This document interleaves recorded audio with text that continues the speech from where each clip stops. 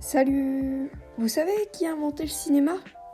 Beaucoup d'entre vous me répondront que ce sont les frères Lumière. Mais ce n'est pas si simple. Qui a inventé le cinéma et comment ça marche? C'est le sujet de cette vidéo. Restez bien jusqu'au bout si ça vous intéresse. Tout d'abord, il faut définir ce qu'est le cinéma. D'un point de vue scientifique, c'est assez simple. C'est un procédé qui permet d'enregistrer et de recomposer le mouvement. Il faut donc, dans un premier temps, prendre les photos et dans un second, les faire défiler à une assez grande vitesse pour que se crée l'illusion du mouvement. Avant l'invention des frères Lumière, la machine avait déjà commencé à se mettre en place, dans une période appelée le pré-cinéma. En effet, avant leur premier film, en 1895, il y a eu une période de recherche scientifique voyant naître les premières images en mouvement. C'était avec des jouets optiques qui étaient composés de 12 ou 24 images et appréciés par le riche public. Ils avaient un but scientifique et non distrayant. Je dois aussi vous présenter deux phénomènes visuels. Pour commencer, la persistance rétinienne. Pour faire simple, lorsqu'une image arrive sur la rétine, elle y reste 50 millisecondes. Si une autre image arrive durant ce temps, les deux se superposent. En 1820, après une étude sur la persistance rétinienne, le thaumatrope exploite ce phénomène. Lorsque le disque tourne rapidement, les deux images s'assemblent. S'en inspirant, en 1832, Joseph Plateau arrive avec son phénakisticop. On regarde par les fentes du premier disque les dessins du second. Le jouet est assez populaire et Joseph Plateau pense qu'il a prouvé que la persistance rétinienne est à l'origine de la perception du mouvement. Mais la persistance rétinienne est plutôt un obstacle à l'illusion. Car si l'on enlevait les fentes, toutes les images se superposeraient et formeraient un grand flou. En fait, l'illusion du mouvement est donnée par un autre phénomène appelé l'effet de Phi. Revenons-en à nos inventions du pré-cinéma. En 1833, le phénakisticop est commercialisé en France, sous le nom de la roue magique. Et le zootrope débarque en 1834, inventé par William George Horner et Simon Stampfer. Ce jouet optique s'inspire du phénakisticop. Le disque est alors remplacé par un tambour, et on regarde les dessins de la moitié inférieure par les fentes de la moitié supérieure. Parmi toutes ces inventions optiques, l'idée de cinéma progresse lentement. Et tournant dans l'histoire, la photographie arrive en 1839, avec le daguerréotype du français Louis Daguerre. Ainsi, 30 ans plus tard, en 1870, le photographe Edward Muybridge est financé pour photographier et décomposer le mouvement d'un cheval au galop. L'objectif est de déterminer si les quatre fers de l'animal sont en l'air durant la période d'extension, comme le représentent les dessins de l'époque.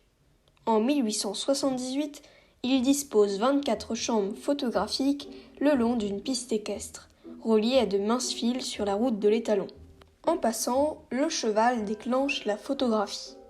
Muybridge essaye de prendre 24 clichés à la suite pour observer le mouvement du cheval, comme une chronophotographie. Après plusieurs essais, on en déduit que les quatre fers du cheval ne sont en l'air que lors de la phase de regroupement.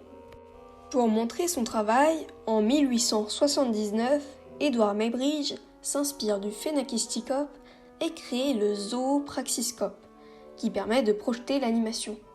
Même si les photographies doivent être redessinées sur du verre pour que la projection marche, on est à deux doigts du cinéma. Un peu avant, en 1876, le français Émile Reynaud est entré dans l'histoire avec son praxinoscope, inspiré du zootrope. Les images sont sur la partie extérieure et 12 miroirs sont positionnés sur la partie intérieure. Les fentes du zootrope sont ainsi supprimées et l'animation est plus fluide. Il suffit de regarder un des miroirs pour contrer la persistance rétinienne. La lanterne magique est un appareil pour la projection d'images, utilisant une source lumineuse et un support transparent. En l'utilisant, Émile Reynaud met également au point le praxinoscope à projection, qui permet la projection d'animation. Mais alors, en combinant les clichés et un appareil de projection, comme le fait Émile Reynaud, le cinéma est inventé. Mais ce n'est pas pour tout de suite, car il se pose deux problèmes majeurs. Premièrement, le temps de pause. En effet, avec le daguerréotype, il faut rester au minimum 10 minutes immobile pour avoir une image nette. De ce point de vue-là, le cinéma n'est donc pas encore envisageable. Et deuxièmement, le support. Pour obtenir une animation sans saccade, il faut au minimum 10 images par seconde. On en compte habituellement 12 ou 24. Ainsi, avec 12 images par seconde, 5 minutes de vidéo nécessitent 3600 photos, tandis que les inventions du pré-cinéma ne peuvent contenir que quelques dizaines d'images. Pour le premier problème, nous n'en parlerons pas plus, car l'invention ayant été vendue à l'État, chacun peut donc proposer une meilleure version du daguerréotype. Très vite, on réduit le temps de pause et améliore la qualité des clichés. C'est sur le deuxième problème que beaucoup d'inventeurs ont se cassé la tête. C'est ce que nous allons voir. On peut considérer 1888 comme la fin du pré-cinéma. Sous la direction d'un industriel américain, John Cabot adapte le celluloïd, la première matière plastique au monde, en un support apte à la photographie. Ce support est transparent pour que les photographies puissent se fixer dessus, comme le nécessite le daguerréotype. De plus, cette pellicule peut se débiter en rouleau, ce qui évite de la changer à chaque photo. Ainsi, elle est mise sur le marché à destination des photographes malgré le fait qu'elle est très inflammable. Et c'est là qu'arrive l'américain Thomas Edison, qui a auparavant inventé le phonographe et qui souhaite faire de même pour le cinéma. Edison veut utiliser la pellicule de Cabot comme support pour son appareil. Lui et son bras droit Dickson se mettent donc au travail en 1889. Tout d'abord, il faut mettre au point un appareil d'enregistrement des images. Les deux associés adaptent le rouleau de Cabot à leurs besoins. Ils coupent en deux la pellicule de 70 mm de large pour obtenir une pellicule de 35 mm. Ils font également 4 paires de perforations sur chaque côté pour permettre au mécanisme de l'entraîner. Le format 35 mm est né. La pellicule se déplace donc dans l'appareil grâce à une roue à rochet. Lorsque la pellicule est cachée, elle avance dans l'appareil. Quand l'objectif se réouvre, la pellicule s'arrête et la photo est prise, et ainsi de suite. Ainsi, le kinétographe est né. Il ne reste alors à Edison et à son associé qu'à créer un appareil de projection pour devenir les inventeurs officiels du cinéma. En 1891, il crée donc le kinétoscope. C'est une boîte d'à peu près 1,20 m qui abritait un appareil de projection. Lorsqu'on se penchait par-dessus l'appareil, on voyait, à travers un petit trou, un film de quelques minutes. Le kinétoscope ne permettait donc qu'un visionnage à la fois. L'invention est présentée devant 150 membres de la Federation of Women's Club cette même année. Lorsqu'elle se penche par-dessus l'ouverture, ces spectatrices voyaient le premier film de l'histoire. Ce film, Le Salut de Dickson, durait 10 secondes, il en reste aujourd'hui 2. Donc, Edison et Dickson ont créé le kinétographe et le kinétoscope. Une machine pour enregistrer et une autre pour visionner le film. Il ne manque donc plus qu'un appareil pour projeter devant un public et le cinéma est là. Mais c'est à ce moment qu'Edison fait 2 choix un peu étranges qui vont changer le cours de l'histoire. Tout d'abord, il pense que le cinéma en salle n'a aucun avenir. Il ne crée pas d'appareil de projection, mais dévoile son invention aux yeux du grand public. Edison fait construire des salles en Amérique où il place ses kinétoscopes et montre les films produits par Dickson. Ce sont les kinétoscopes parlors. Son bras droit, chargé de la production des vidéos, a son propre studio de tournage, la Black Maria, car le kinétoscope, fonctionnant à l'électricité, doit être alimenté en permanence. De 1890 à 1895, Dickson tourne presque 150 petits films et devient le premier réalisateur de l'histoire. Deuxièmement, Edison ne pose pas de brevet pour le kinétoscope. Pourtant, il en a déposé pour le kinétographe ainsi que pour la pellicule de Carbot améliorée. Plusieurs théories tentent d'expliquer ce choix étrange. Tout d'abord, on propose qu'il ne l'a pas fait pour des raisons économiques, déposer un brevet international coûtant assez cher. Au vu des revenus engendrés par les kinétoscopes par lors, cette hypothèse paraît peu probable. En effet, même si ce divertissement reste assez cher, l'engouement que provoquent les débuts du cinéma amène de nombreux clients. Il a fallu beaucoup de temps à Edison pour faire accepter son kinétographe en brevet, en raison du fait qu'il a déjà plagié des inventions avant de les breveter à son nom. En France, par exemple, quelques personnes déjà pouvaient contester le brevet du kinétoscope. Selon cette deuxième hypothèse, celui-ci, voulant s'éviter des procès longs et coûteux dont il n'était pas sûr de sortir, ne breveta pas son kinétoscope. Malgré tout, les kinétoscopes par lors sont de plus en plus populaires et l'exclusivité des ventes du kinétoscope en Europe est accordée aux deux patrons de la Continental Commerce Company. Seulement, quelques inventeurs vont se rendre compte que rien ne les empêche de créer leur propre kinétoscope car il n'y a pas de brevet. C'est ce que va faire Robert William Paul qui en 1894 proposera son appareil à des prix bien plus avantageux qu'Edison. Mais il lui manque la pellicule, celle modifiée par Edison avec 4 paires de perforations qui a elle été brevetée. De plus, personne ne sait exactement comment fonctionne le kinétoscope, car Edison n'a montré l'intérieur de la boîte à personne. C'est le signal, en Europe, pour tous les hommes d'affaires, inventeurs et propriétaires de salles de spectacle, pour reproduire l'invention d'Edison. Et c'est le moment d'en revenir à Émile Reynaud. Vous vous souvenez, celui qui a inventé le praxinoscope à projection. Il a fait un peu de chemin pendant qu'on s'intéressait à Edison, et il a ouvert, à Paris, un théâtre appelé le Musée Grévin.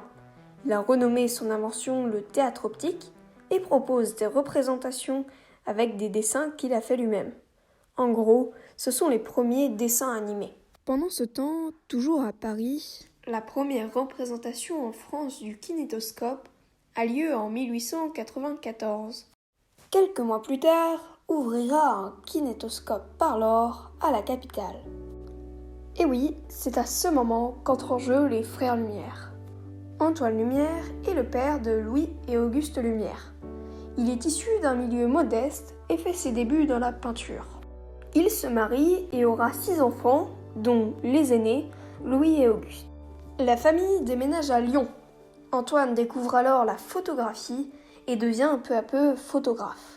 À ce moment, les photos étaient fixées sur un support transparent enduit d'émulsion photosensible. Les plaques utilisées comme support étaient alors dites humides et devaient rapidement être utilisées. En 1871, des scientifiques ont mis au point des plaques sèches, pouvant être utilisées n'importe quand. Pour ce faire, ils enduisent le support transparent d'une substance gélatineuse constituée de bromure d'argent, le gélatino-bromure d'argent. À la demande de son père, Louis travaille à améliorer le procédé. Et en 2 mois, il met au point une formule améliorée des plaques sèches au gélatino-bromure d'argent. Elles feront le succès de l'entreprise familiale et seront vendues dans des boîtes à étiquette bleue jusqu'en 1944. L'entreprise de la famille Lumière devient la plus grande manufacture photographique d'Europe. À l'automne 1894, Antoine Lumière se rend à Paris pour observer le kinétoscope de ses propres yeux. Il est impressionné par ce qu'il y voit et revient avec un morceau de film et donc de pellicule qu'on lui a offert. Il conseille à ses fils de travailler sur le projet d'un kinétoscope amélioré. Il faut savoir qu'à ce moment, presque tout le monde est persuadé que l'avenir est aux projections en public. Les inventeurs ne cherchent donc pas à créer une reproduction du kinétoscope, mais bien un appareil de projection. Sans trop de mal, Louis Lumière crée donc son cinématographe. Je dis Louis Lumière car son frère, Auguste, n'a en réalité pas beaucoup participé à l'invention. En effet, les deux inventeurs avaient pour habitude de breveter leurs recherches sous les deux noms, que l'invention ait été faite par Louis ou par Auguste. Alors, pour faire simple, voici le mécanisme du cinématographe. Un obturateur tourne à grande vitesse, empêchant ainsi l'effet de la persistance rétinienne. Lorsque la pellicule est cachée, les griffes l'entraînent pour passer au photogramme suivant. Plus tard, les griffes seront remplacées par le mécanisme de la croix de Malte, qui respectait plus la pellicule et lui permettait de durer plus longtemps. Le problème du cinématographe reste la pellicule. En effet, celle à 4 paires de perforations d'Edison est brevetée. Louis Lumière décide donc de n'utiliser que 2 perforations rondes. Par la suite, il abandonnera l'idée et utilisera les perforations d'Edison. Ils achètent vierge la pellicule de Carbut qu'ils enduisent ensuite de leur émulsion au gélatino-bromure d'argent. Peu après, Louis Lumière va faire la connaissance de Victor Planchon, qui crée des supports en celluloïd. Louis lui demande de créer une nouvelle pellicule plus adaptée au cinématographe. Après plusieurs tentatives, durant l'année 1895, les deux inventeurs seront satisfaits de leur support. Les frères Lumière trouvent également quelqu'un pour s'occuper de la production du cinématographe en plus grande quantité. Louis Lumière est donc prêt à révéler son invention à tout le monde, et son père monte à la capitale pour réserver une salle et assurer les premières projections. C'est au Grand Café de Paris qu'il est accepté et loue une salle pour 30 francs par jour. Le 28 décembre 1895, la première projection du cinématographe a lieu. Elle montre les employés sortant de l'usine Lumière et a un franc succès. Si bien que la semaine d'après, 2000 spectateurs se rendent par jour au Grand Café de Paris pour admirer le cinématographe. L'invention de Louis Lumière est particulièrement appréciée par rapport au kinétoscope pour 2 raisons. Tout d'abord, les films semblent plus réels que ceux d'Edison. En effet, le kinétographe nécessitant un apport d'énergie et étant encombrant, Edison doit faire venir des acteurs dans son studio pour jouer ses scènes, tandis que le cinématographe, fonctionnant à la manivelle, peut être transporté facilement. La lampe à arc est un appareil qui crée de la lumière grâce à de l'électricité. Le deuxième avantage du cinématographe est que si on met cette lampe derrière lui, la caméra se transforme en projecteur. Et ça y est, le cinéma est inventé. Certes, il est muet et sans couleur, mais c'est une grande avancée dans l'histoire. En 1896, le cinéma a donc réellement décollé. Pourtant, Louis Lumière se désintéressera de son invention pour retourner à ses recherches sur la photo en couleur. Faisons un bond dans le temps. Le cinéma est aujourd'hui une véritable industrie. Les Américains, par exemple, totalisent avec le cinéma un revenu annuel de 5 milliards et 500 millions de dollars. Mais c'est l'Inde qui est le premier producteur de films au monde, avec environ 1 millier de films par an. Dans le même temps, en France, nous avons dépassé le seuil des 200 millions d'entrées annuelles pour la 6e année consécutive. Le cinéma a bien évolué. Et voilà, c'est la fin de cette vidéo. Ça fait vraiment longtemps que j'ai pas posté, mais c'était pour revoir la composition et surtout la qualité de mes vidéos. Et puis, faut dire qu'il y avait beaucoup de choses à dire sur le cinéma, c'est pour ça que la vidéo est plus longue. Mais j'espère que ça vous aura plu, et si vous avez aimé, je vous invite à vous abonner. Et salut!